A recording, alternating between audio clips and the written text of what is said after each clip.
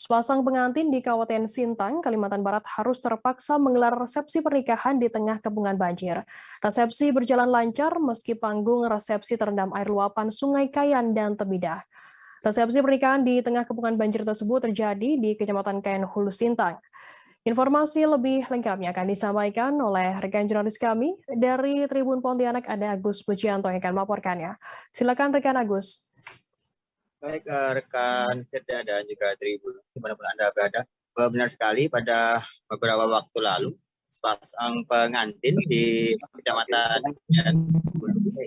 Kabupaten Sintang, Kalimantan Barat, terpaksa harus menggelar resepsi pernikahan di tengah kepungan banjir karena kecamatan tersebut pada hari Senin itu dilanda banjir akibat luapan Sungai Tebidah dan juga Sungai Kayan.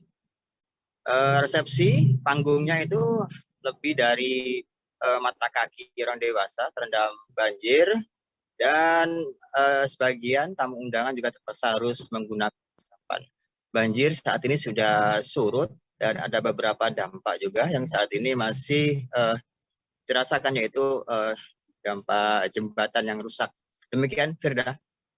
Ya, baik. Terima kasih rekan jurnalis dari Tribun Pontianak, Agus, atas laporannya. Selamat bertugas kembali. Terima kasih sudah nonton. Jangan lupa like, subscribe, dan share ya.